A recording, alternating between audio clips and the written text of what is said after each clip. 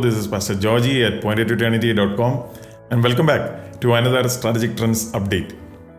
So with regard to the recent attacks against Saudi Arabia by the Houthis from Yemen, which include not only air attacks, those are the drones and the ballistic missiles which they use against Saudi Arabia, but also those attacks include attacks from sea. See, last week, 2 boats filled with explosive were captured off the coast of Saudi Arabia.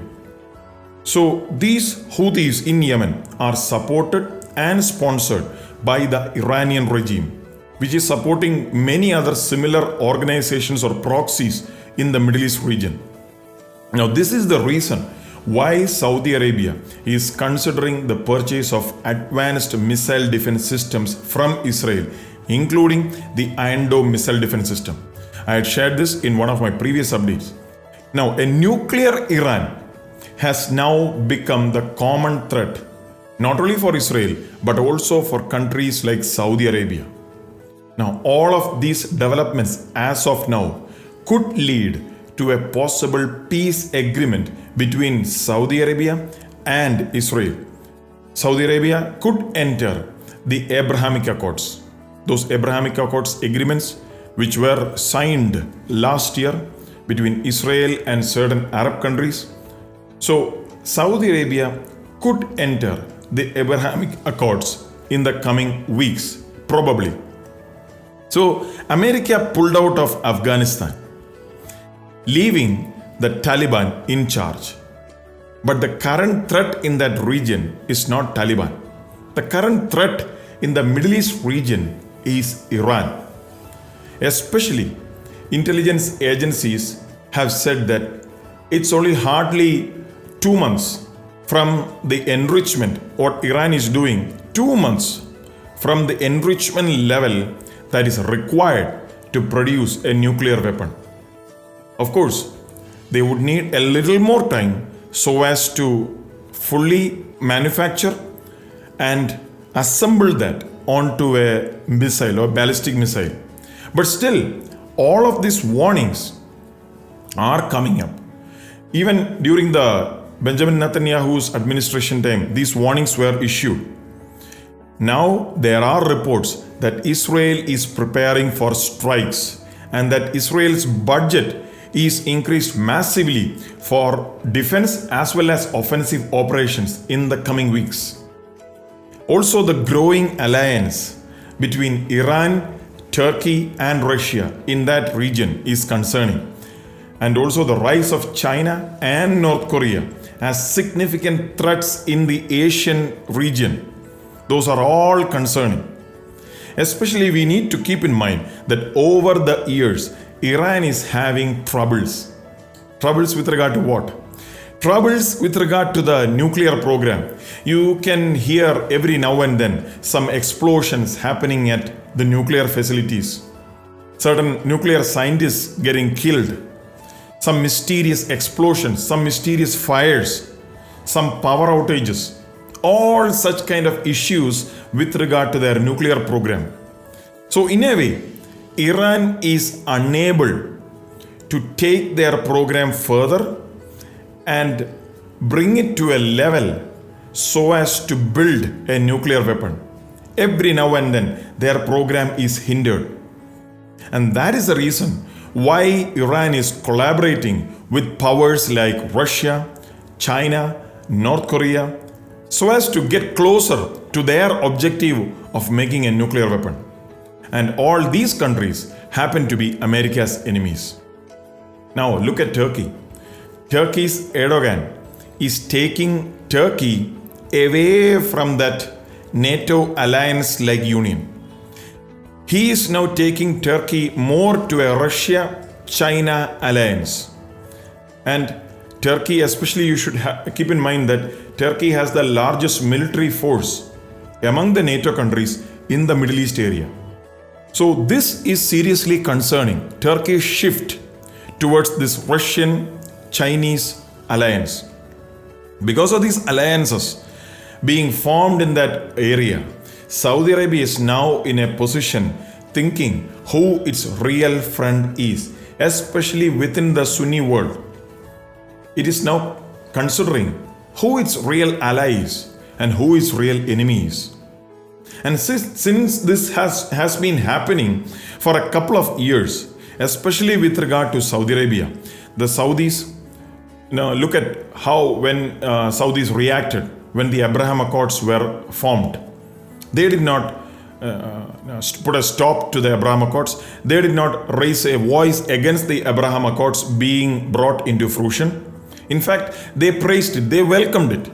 They have even allowed Israeli, Bahraini, and Emirati flights over Saudi Arabia. They have allowed those countries to use their airspace. So last year, the Crown Prince Mohammed bin Salman met with Netanyahu and also the Mossad chief Yossi Cohen. He also met with US Secretary of State Mike Pompeo in late 2020. And the present Crown Prince, he's making big changes in his kingdom. Extremist clerics are being fired.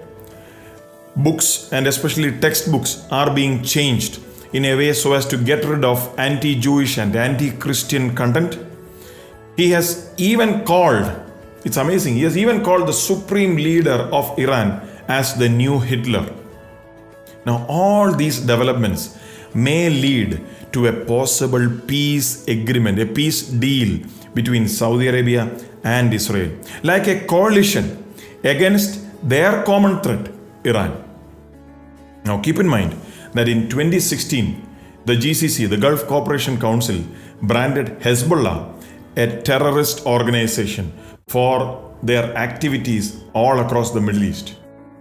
The GCC is against all terrorist activities, especially Iran-sponsored proxy terrorist activities in the Middle East. Now, the GCC includes Saudi Arabia, UAE, Kuwait, Qatar, Bahrain, and Oman. Now, these nations are part of the biblical Sheba and Dedan, whom we see in Ezekiel chapter 38. And that's where all these developments are related to the Bible and especially the end times. Iran and its proxies want Israel wiped off the map. And everyone would have thought that these countries, which I mentioned as part of the GCC, they would have also wanted the same. That's what everybody thought. But it's not so. They are now supportive of Israel because they are not part of the Russian Confederation, all those group of countries which come against Israel, whom we see in Ezekiel chapter 38. All these GCC countries, they are part of the Sheba and Dedan, who along with the merchants of Tarshish and all their young lions, namely UK, America and their allies, who will ask the leader of that confederation, whom we see in Ezekiel, have you come to take plunder? Have you gathered your army to take booty, to carry away silver and gold, to take away livestock and goods, to take great plunder? See, dear people of God, look how things are happening so fast.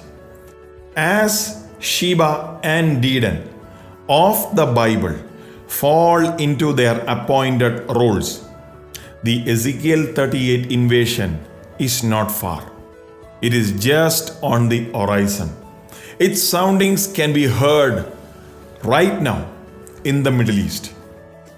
And I want to encourage you as the servant of God, before that Ezekiel 38 war happens, Jesus can come any moment to take his true church in the rapture.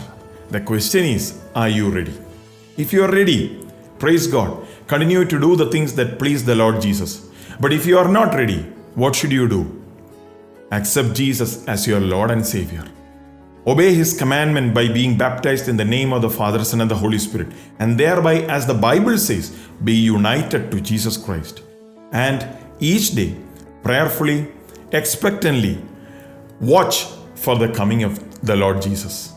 As we hear all these news unfolding before our eyes, let's prepare ourselves, let's be watchful, let's be hopeful that anytime Jesus can come in the mid heavens in the rapture.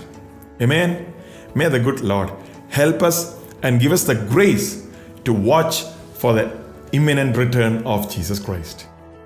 And by the way, if you are blessed by this message, be sure to hit that like button. And also, if you are not yet subscribed, kindly subscribe by pressing that subscribe button and also pressing that bell notification so that you would continue to receive blessed messages and updates like this on this same channel.